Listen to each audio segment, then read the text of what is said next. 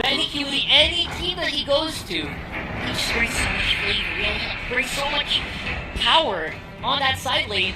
He can really go solo as much as possible. And I love how developed he has become. Very young guy, don't get me wrong, Yeah. but after coming from Execration, I remember him really leaving a mark on me in Season 6. He was one of the few remaining marksmen in that metagame. Right. So, seeing how he evolved to start playing heroes like, again, Alice, in Season 7, it was the story of these gold laners that were scaling. Your team is banned. Wetlands, right? I love those.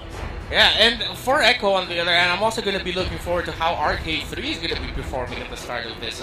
He's the rookie, he's the new guy, and they told him at the start, hey, you know what, off-season, so I'm going to be looking forward to seeing what RK3 is going to be playing. The rookie making his debut here in FPL Season 8. Previously, only players like Renbo from Your team VTR is banning. across the shores.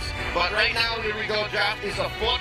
We have here bans from Echo, that's the And wanting to actually maybe consider putting that Rafaela in the tank or roaming role. However, they can still slot in some different picks if they decide to put the Rafaela in the mid lane and then the Nathan in the gold lane. Now for the last two picks of Echo, just waiting for that to show up, is the Kagura, a favorite pick there for Baloyski. They're still taking him. yeah, they're still attacking him, still taking things away. And now actually the Harith, Oh, Benny Cutie special. you have Benny Cutie special, a Harith going into the gold lane, but do you think it'd be crazy, Rockhart, for the Hayabusa and Harith to be like the trump cards here to actually switch roles? I mean, that's the thing.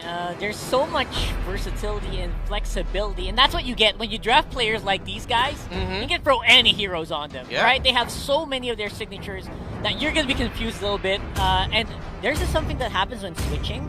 Sometimes teams change decisions, right? Yeah. Of course. Sometimes that happens. So that just makes Onyx's draft a little bit difficult, but also easy to read for Echo, because drafting a Rafaela kind of already dictates that you're gonna group up a lot. Yep, and you're gonna move quick and fast. Hold up! What? Ladies and gentlemen, this is not a drill. Not a drill. It's not. I hope it's not. We are seeing. I thought I heard Tom's though. Yes. Unless Clint got a completely new voice package. Okay, you know what, ladies and gentlemen? He has a bad day. This is as much a ride for you guys as it is for us. Yeah, that's what Clint sounds like if he just has like a rough day on his throat. Like Rough he's too day. gruff. Hairball. Yeah. A hairball, yeah. It's still. It's not. Is it? I'm trying to look at their Look phone. at their cameras. Okay. I think it was Tom's as the last pick. Okay. Yeah. All right. Thank you for clarifying. So Ken confirmed that Towns is showing up, Yeah. but someone did mix that up. We are gonna get a better look at the final lineup. But yeah, something to note here besides the how do I say, very very specific attacks on Baloyski's hero pool. This is a return to form for Curtizi. Yeah. He's going back to the XP lane. He spent the season mixing things up with Omega, sometimes going into the mid lane support role. Now he is going back into the XP lane. Going to be interesting to see how he's going to play this out now that he's back with his former coach in that role. And it is a Tom's, and it's a Delarski special with that Tom. So I think we can expect an aggressive Delarski here on. Yeah, I absolutely think that's going to happen, because, again, we have watched this guy play for so much fun back on the El Clasico. Guy play for so much fun back on the El Clasico here.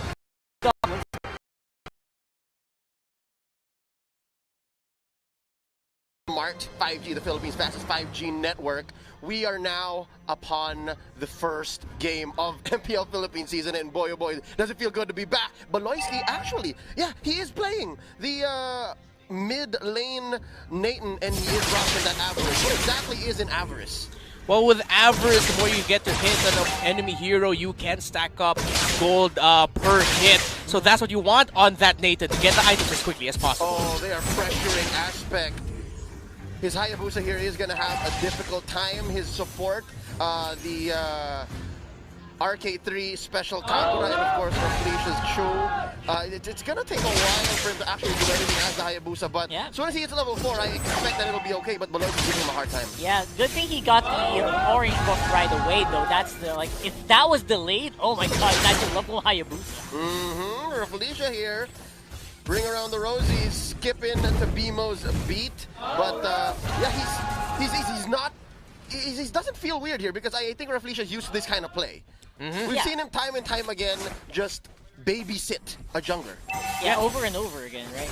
Yeah, and at the same time, I feel like I could hear Coach Dale telling Rafflesia, just give us the information.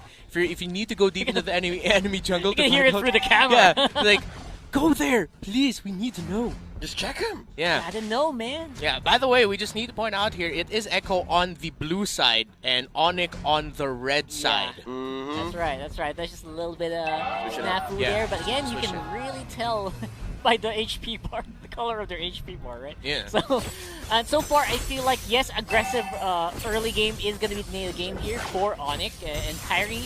With Delarski, going to have a lot of fun getting those early turtles. See what they're going to do Red with team that. has slain the turtle. Early lead by Onyx here. That Ling taking out the turtle off camera real quick. Up top forcing out the Zaman Force. Benny Cutie already dropping it. Trying to buy time and chunk away at that gold lane turret. Again, 25% off of that. Down bottom, wow. Look how deep this is going. Right, that's just how confident they are, right? Like, oh, and we know Curtisi can do stuff later on, but that's later, like 7 or 3 levels later. At level 7 or level 8, right? Yeah, that's what I told you earlier, man. Delarski, give him the toms. He is gonna aggressively play that. He knows the limits of this hero. He knows when he can go for the cut. He knows when he needs to retreat. And right now, his mind is just telling him, "I'm gonna attack and I'm gonna go for the cut." And it's working out really well for that matchup. As we look into the gold with Onyx actually leading, close to 1 point, close to 2K. Oh, Curtisi here. Not a good look. There's 3 members of Onyx Philippines on him. Delarski and BMO, they're lacking the bite. They're lacking here the finish, especially against a hero like Ruby that I'm pretty sure Curtisi's so good at holding out Hatred up top. This is what I gotta ask you guys. What's the faster clock, an Esmeralda or a Ruby? Absolutely on the Esmeralda. He's got more damage first, and the Ruby just wants that tankiness so that he can survive and sustain more in team fights. Right? I agree. So I think Ruby just wants to fight back. So if you're not fighting back, Like, not much is gonna happen. Exactly. But the Esmeralda can bite down on you, and it's a lose-lose. Yeah, and the fact that Esmeralda has the avarice, the more she fights or you try to dive her and give her a chance to hit you, she right? will get more gold. Thank you very much. And hence why, for a moment there, Echo was actually trying to go after Hatred already. They tried to find an opening, 3 versus 1 dive, but they couldn't because they know Hatred didn't have his flicker just yet. But now it's coming off cooldown, so he'll have that back, and it's going to be harder to dive him. Tom Hatred caught out between a rock and a hard place. Literally, first blood drawn by Benny Cutie and Baloyski and BMO. Yeah, I feel like I just said it might be tougher to did. dive him, and then You the did. moment it happened, Hatred's flicker came off of cooldown, and then he went down. Yep, absolutely. You know what I noticed, by the way? I never noticed free avarice on the side of Onyx, which is interesting. That should mean they're the whole team. Yeah. And that is showing. Yep, Tempest Red Ablaze team here. has slain Clocked the in turtle. second turtle for Onyx. Money, money, money. On the team's Gold. side, I think it was Brenny Sports when Yeah. they did the big money lineup with like all of the tanks plus an Angela. Yeah. Like all the averages in the world. This isn't exactly like Big Money. I mean, Yeah. they can't afford to go Big Money with this lineup, but you have the avarice on the right pieces, especially on the Rafaela, because you need items to make it tankier. It's playing off with Benny Cutie, making them say, hey, hold on. No! RK3 gets the kill, and are they gonna get one back? The answer is no. Rafflesia just juggling the damage, and Hatred can't fight down. Yeah, remember, Reptar said, you know what, check out RK3, and he is showing up strong. Team hero has been Aspect, there's slain. the payback, 1 for 1, but maybe 5 or 10 seconds down a lane. It's Japanese sensation. Dude, there's something up with RK3's umbrella. Yeah. There's a homing device there. It's beautiful, actually. He's amazing. Another fight breaking now. Tempest Ablaze unable to punish Rafflesia. Delarski thinking twice about it. I popped the Content Inferno for Well, I this. do. I gotta use this. I can't. Red team Oh, beautiful. Blue team turret He has gets been his destroyed. ultimate. Oh, man. Aspect team gets turret BMO. has They been spent an destroyed. entire season playing together. Now Aspect's first kill in Season 8 goes to his old teammate. Interesting how Echo is still down 2,000 gold. It's gotta be the avarice. Yeah, It is definitely. the Avarice. Avarice. Yeah, so Asian Avarice. Avarice, yeah. I'm looking for the plural form. We're in the, Avarice, we'll just go for Avarice. Avarice. we will That's double one check syllable that. too many, dude. Avarus. Avarus. Eh, have a roof. Okay. That sounds like a single. It does. form. We'll work on it We'll later. work on it, We'll figure it We'll out. ask if there is an official term for it. For the plural form. Yes. Yes. Interesting. High-level stuff here. Back to another fight that might just break out. both teams are super mobile. I think that's one of the keys to this current metagame in a world full of assassins. Yeah, and speaking of mobility, Aspect just picked up the Hunter Strike. He'll get a little bit more armor penetration to hopefully deal with that Tams, who is building more defensive items now, already on the way to the Guardian Helmet or the Oracle. Most likely going to be the Oracle. And then he does get a little bit more movement speed, so after he goes in with a Shadow Kill, he has a little bit more opportunity to be able to run away after diving in. So far, Onyx only able to get one kill. There's a way the dragon catches the perfect target for Onyx. Rafleisha hero punished. has Baloyski been takes slain. down the show, and they're going for more. Delarski in the perfect spot, taking a few hits from Benny Cutie. Oh, an Aspect goes for the shadow kill. Can he take down Baloyski? Oh, one more hit! Oh, he does! Shurikens and takes down team hero two. has Benny Cutie been takes the slain. other one. Delarski falls 2 for 1. Echo still clawing towards breaking even when it comes to gold, but just the same, Onyx is not retreating. They're still pushing it, and I think that might be a little too much. Aspect. Very confident, right? A huge difference team from what turret he was has been last destroyed. season. Yeah. Grown so much. Oh, Benny Cutie almost going for it there with Kyrie. RK3 and Aspect were the main guys for that fight. Onyx had the perfect setup already for a counterplay, but no, Echo said, watch out for the Yin Yang overturn. Here comes the Umbrella. A little bit off target, but just within the range of the Yin Yang overturn. He'll be able to toss it again, get a little bit more damage, and of course, as you mentioned there, Rock Hard, the Aspect Shadow Kill. Yeah, it was actually quite weird for Rafleisha to be that deep. You already saw it failed, right? The way the Dragon already failed, he still went for it. I don't know what was up with that, but Echo really capitalized maximum, even with that false start.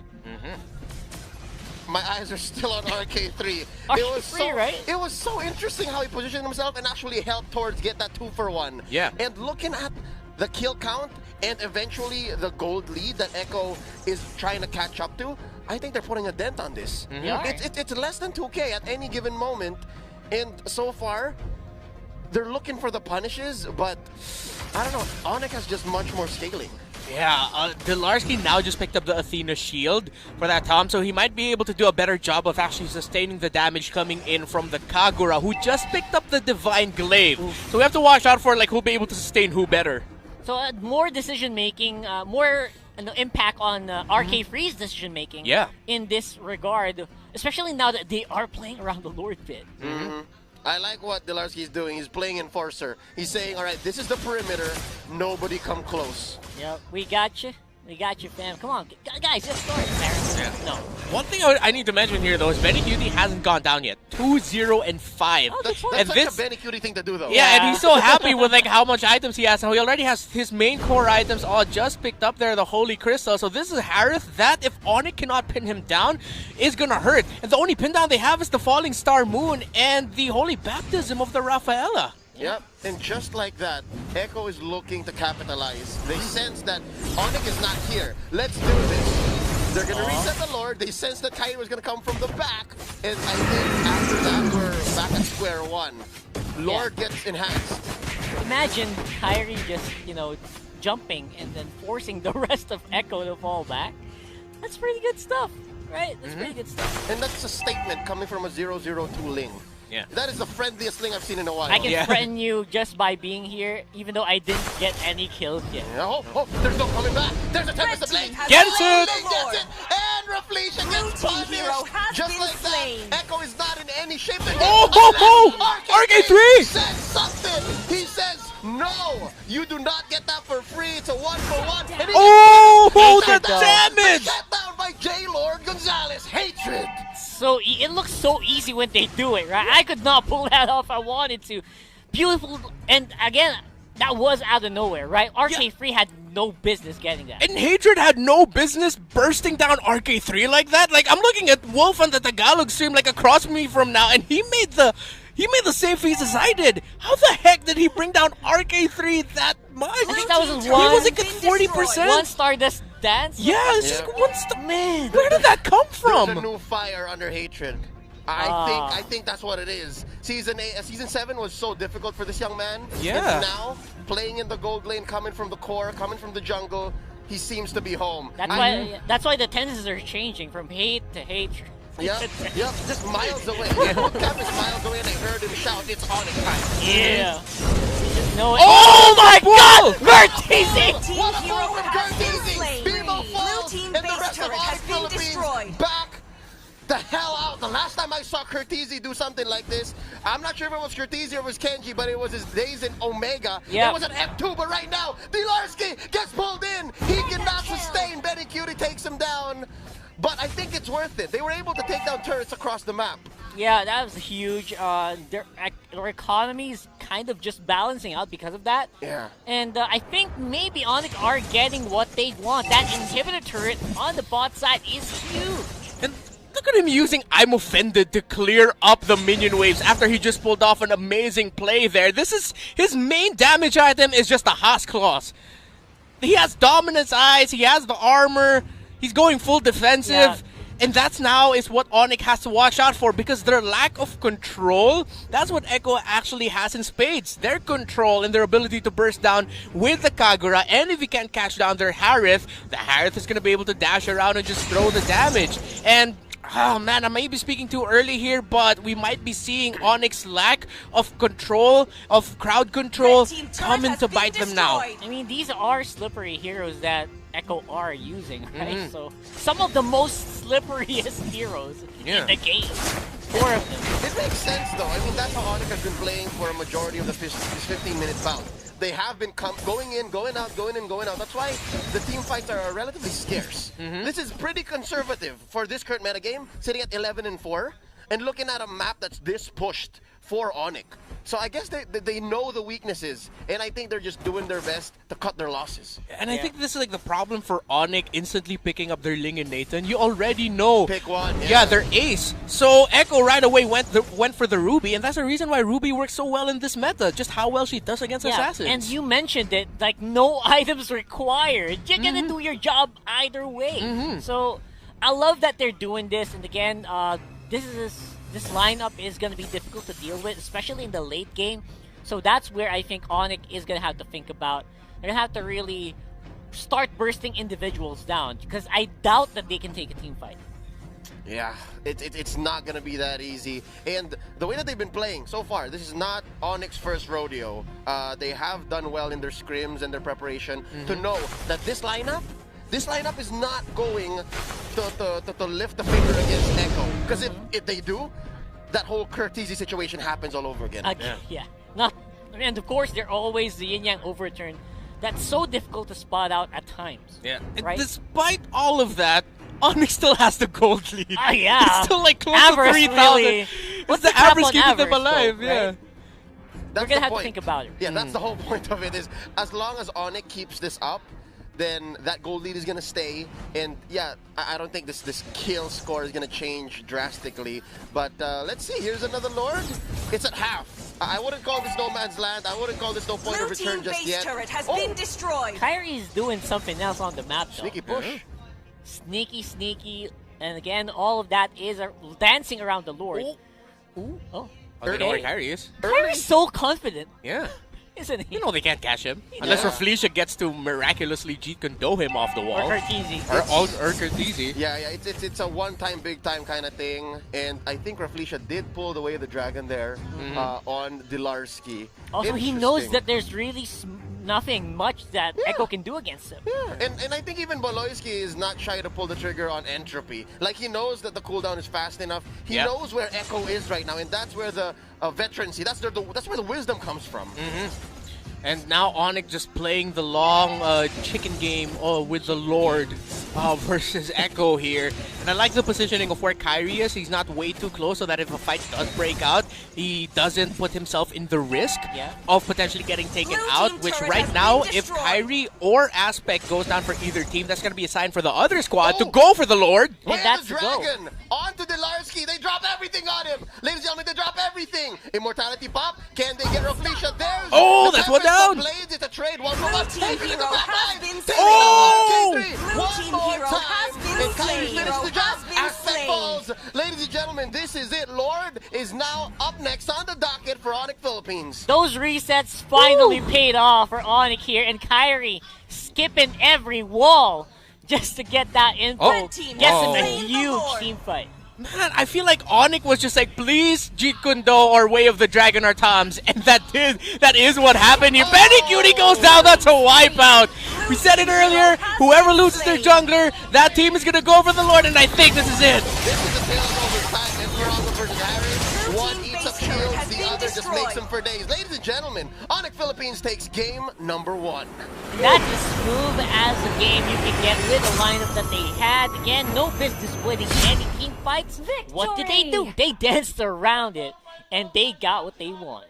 Oh, what was that? What did Yebmeister do? Y'all see that?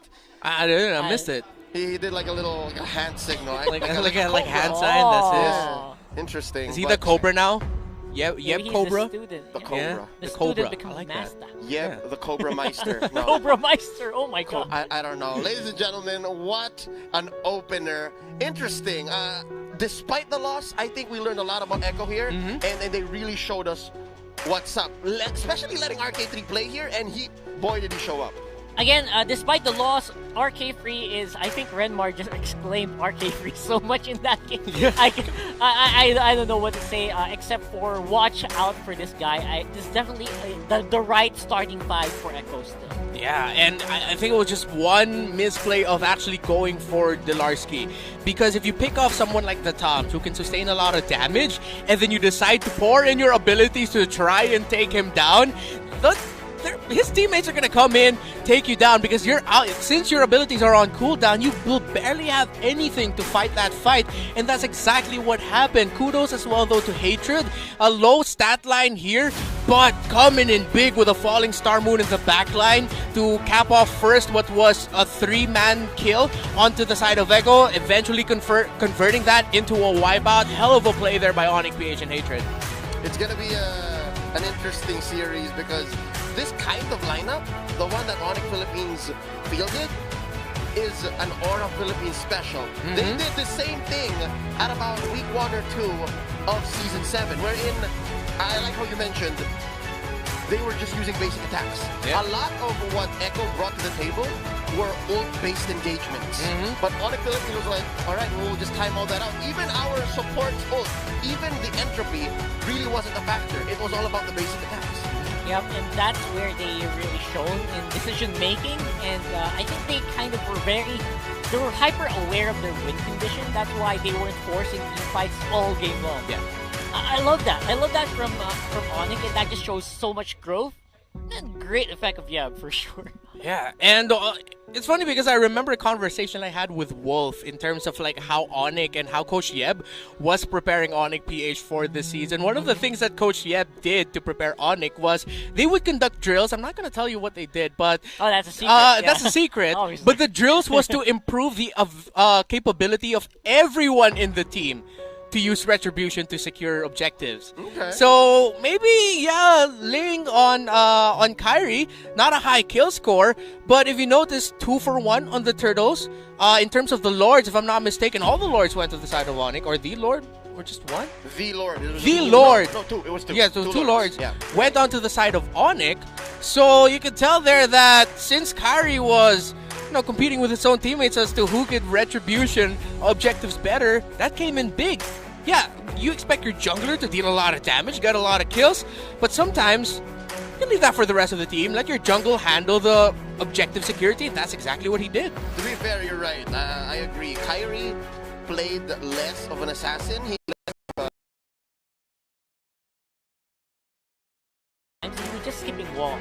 Yeah. For a majority of the game. If he was not getting gold, he was skipping walls a lot. Behind the enemy team, behind Echo. Yeah, and I think it's also because Onyx understood that if they kept forcing big team fights, they might not be able to handle all the control and the burst damage that Echo can dish out. So they told Kyrie, hey, go split the map for us, give us a little bit more space opening, we'll space out the objective areas for you so that you can come in, swoop in, Retribution away, and go back to your business. And I think that's what explains the kill score. Like, given that your assassin your jungler is going to be for a majority of the match absent, then yeah, you are going to lose a few more fights. But again, results speak for themselves. This is what Onyx Philippines planned for, and Echo is left here trying to figure out what exactly went wrong. But still, it's a nice re-debut for Curtizi. I love how, you know, he would shine once more as an XP laner, but truth be told, I have studied the metagame in the offseason. I feel like Ruby does so much better in the gold lane. So I think they decided this way slowly because of the draft as well, and slowly because they needed the CC. So yeah, they played the CC game so well, just the same. I'm wondering what the adjustments might be going to game number 2. Yeah, that's the huge thing about having the Ling. You have to count. What's the hard crowd control here for Echo? How do we get him? That's Jeet Kundo, right? Yeah. Good luck hitting that on a Ling. The Way of the Dragon, it's point and click, and I'm offended. That's it. Yeah. So that's why the Ling just played so well in this game. Yeah. And then I think Echo also did a fantastic job of, first, they had a certain approach to the game. They adjusted a little bit. But then Onyx just adjusted way better. After that team fight broke out in that orange buff, when RK3 and Aspect just pulled off the amazing play that they did together with the rest of their team, that's when Onyx decided to start splitting things up. Try to attack them from different angles. You know how in some kung fu movies you usually have like the guy usually just going straight for the face, the body, but then you have this master of chi flow or whatever just going for like the thing on your shoulder, in your back. Pressure points. Yeah, the pressure points. That's what Onyx did. Like, they just kept going for the pressure points. Maybe that's why Coach Yeb. That's what Coach Yeb was doing, man. That's a good point. Denver, you madman. He never told any of us that he was gonna go for the pressure point. Of course. It really did feel like a movie where the kid was just getting beat up over and over again all game long. And then just with one move, he won the whole thing. Now that you put it in anime terms, I understand a little better. Right? Like, Echo was this like lean fighter, like he really buff. He looked like a protagonist. Yeah. But then this wise and veteran fighter in the tournament is like, let's go, young one. And then like, just step on your toe a little bit, suddenly you're while he was all bloody and everything, he was bloody and bruised up all over. Oh man, what a pleasure. We have to ask him, Mike, so we're gonna find out what exactly this means. For now, it's back to the drawing board for Echo. Besides all the CC, besides again the amazing performance of RK3, what are some other standouts for you guys, so as to maybe look for game 3 here? What else is Echo bringing? You know what? I think Aspect just has to play to his strengths. All season long for the previous ones, he did play off marksman, right? I know marksmen are a little taboo right now, a little bit. They're weaker. They're a little weaker, but I think that's just how strong he is. I'm not sure. I haven't really tracked him all throughout the off season yet, but I feel like that's where he's shown. Even though they were losing way back then in LPE, right? So maybe he can try something like that. Go back to his roots, maybe not force a little bit on the assassins too much. Because I think that with the times I saw him play assassins, those are the worst times for the team. Difficult. Most difficult times. Yeah, but then again, it's also difficult because, as you did mention, marksmen are quite taboo now. Let's be honest here. Compared to how fair or how well assassins are faring in this meta, that you can put them anywhere. In terms of the marksman, you really have to be super selective with who you get. Claude at this point barely works. He still works, but only a few teams can make it work because that's how difficult it is to play Claude, to clear the jungle. In the gold lane, he takes forever to farm up. Forever and 5 minutes. Forever and 5 minutes. Nathan's a time traveler, so he farms up a little bit quicker. That's not the exact mechanic, but let's just go with the analogy here. So, for Echo here and for Aspect, I think what he needs a little bit more of is, and he showed it, especially with that play with RK3, is a little bit more oomph. You know, that ability to just go and try to make a play. Because there were many times when he would try to, especially for the objective takes, RK3 was just, or Aspect rather, was just waiting for a moment. And then when he decided to go, that's when it was too late. Onyx already secured the objective. Onyx already secured the turtle. Onyx already secured the Lord. Because the whole time, Aspect, of course, you have to bide your time as a jungler, but sometimes you have to be like Kairi, we're just like, yoinks, I'm just gonna go in here and get that objective right away. Yeah, it's again, a whole situation that Aspect himself has to figure out. So yeah, we can see now, again, another point for Yevmeister to just the fact that I don't know, man.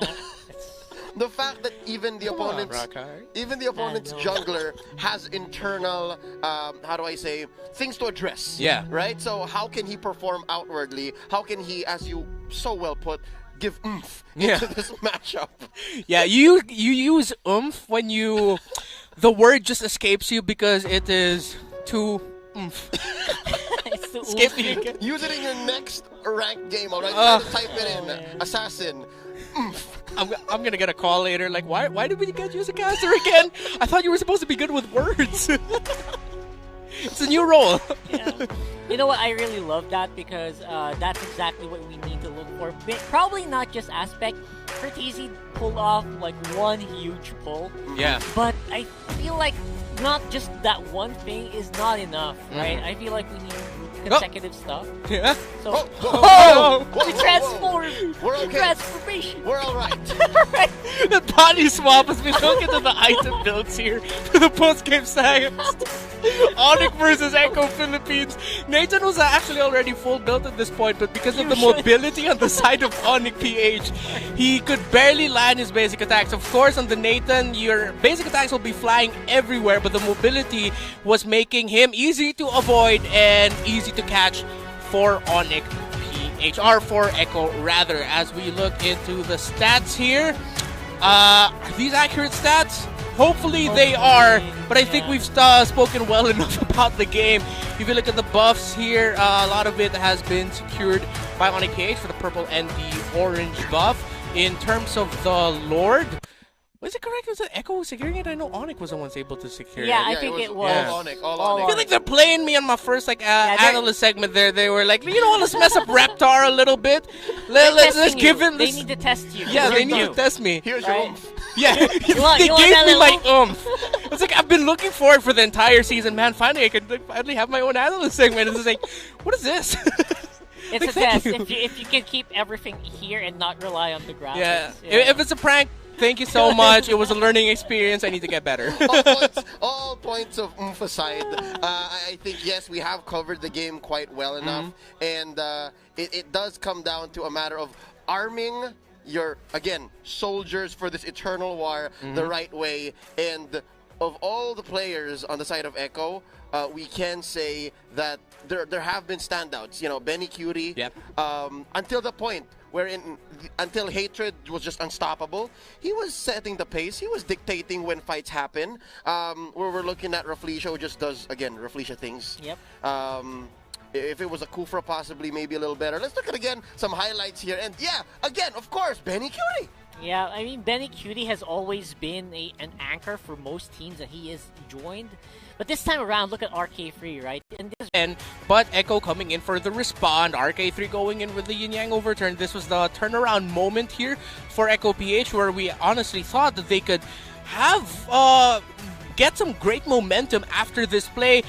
Perfect umbrella toss, perfect shadow kill, the shuriken toss right there at the tip, and that was one of the 2 of 3 of the main threats that Echo has in this matchup. But again, going into objective takes, Kairi's there. 0-0-3, how many objectives did I take? I've lost count, but we're winning. But Echo would find openings with counterplays, but because of how Kairi and the rest of Onyx PH played the game, it was just so difficult for Echo to get control in the map, because that's how Kairi and Onyx were playing for. We might lose fights, you may have more damage, you may have a better toolkit for the team fights, Curtisi might pull off things like that, but who has the map control? Look at that. At this point, there's still one first tower here for Onyx PH. This is the last team fight, if I'm not mistaken, that ended the game. Where are all the towers of Echo? Yeah. The top tower's gone. No more tower in the bottom lane. Only one tower in the mid. Again, Onyx played the map. Echo played the fights. Yeah, I feel like there were so many burst moments, so many highlight moments, and overall, was Beloyski who took it after all. Ooh, Beloyski as the MVP. A surprising pick. But on that, Nathan, 4-5-1 with a net worth of 12,646 and the damage dealt of 44,668. I almost got way too excited there in terms of the numbers. And full build Nathan, great pickup as well there with the Winter Truncheon in the end so that he'll be easier, he'll be able to defend himself better. And by the way, thing that we have to point out here with his Nathan build, look at that, a hybrid of physical and attack damage. You pick up the Divine Glaive, that's what you need for the Nathan now because of the conversion of the physical and magic penetration. He went for the Arcane Boots in the beginning, so get a little bit more oomph in terms of magic penetration.